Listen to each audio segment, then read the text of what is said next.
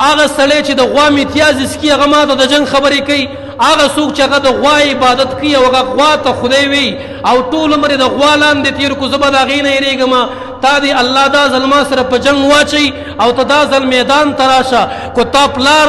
لیکل ورنه کړ چې پام د مسلمان سره به جنګ ونه کړي پام چې مسلمان ته تیزه خبره ونه کړي ته د غوا بندګي کې او زه د الله بندګي کوم تا ټول عمر د غوا امتیاز یې وڅکلې او ما ټول عمر دا تندی الله ته په ځمکه لګولی دی یو سکند دپاره به شاته نه شمه چې کله دې مرضي وه په کوم میدان دې مرضي وه انشاءالله د مسلمان بچی مجاهد دی د مسلمان بچی فوجي دی د مسلمان د بچی په دماغو کې دا ده چې د اسلام دپاره به جنګ څنګه کوو د قرآن دپاره به جنګ څنګه کوو او بیا موږ دا خبره فخریه کوو کو موږ ته ژوند دی ام د الله دپاره دی او کو موږ ته مرګ دی هغه شهادت دی هغه د دین هم بهتره دی هغه د دین هم اعلی دی هغه د دین هم بهتره دی نه موږ تاسو نه یېرېدلي یو نه موږ تاسو نه یېرېږو چې کله مو خوښه و په کم میدان مو خوښه وه انشاءالله د مسلمان بچی به ویني لکه څنګه چې تا له تاریخ کې دا لیکل درکړي وو چې ستا د ټینګ لاندې مسلمان بچی پروت و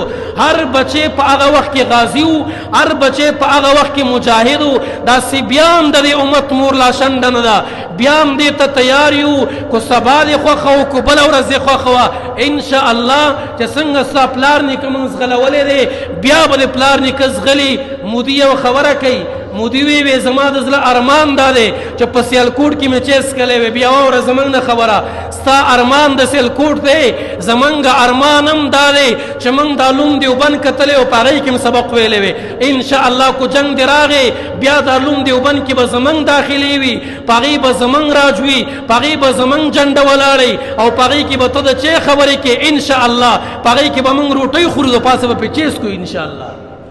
دنیا ته کو یوازې ناز دی په خپل ایټمونو بمونو باندې هغې ته په خپل جازونو باندې موږ سره ایټمونه جازونه بمونه هم شته دی او د دې سره موږ د الله نصرت منو موږ د الله معاونت منو موږ د الله امداد منو موږ سره په هر ټیم کې د ایټم بم نه ډېر زورور د الله نصرت دی د الله طاقت دی د الله قوت دی زمونږ په ژوند کې هم خیر دی زمونږ په بر کې هم خیر دی زمونږ په دنیا کې هم خیر دی زمونږ په آخرت کې هم خیر دی موږ چې د کوم ذات دپاره جنګ کوو موږ چې د کوم ذات د دین دپاره جنګ کوو هغه ذات ژوندی ذات دی او ته چې د کوم خدای عبادت کې موږ هغه په قربانۍ کې لالو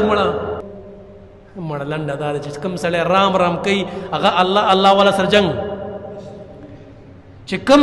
لنډه خلاصه ده د آخري خبره ده چې کوم سړی رام کوي که نه هغه الله والا سره جنګ نشي کولی چې کوم سړی د غوا امتیاز اسکي هغه حقه چا سره جنګ نشي کولی چې هغه یوازې یو الله مني او د الله نه ما سوا هیڅ نه مني بس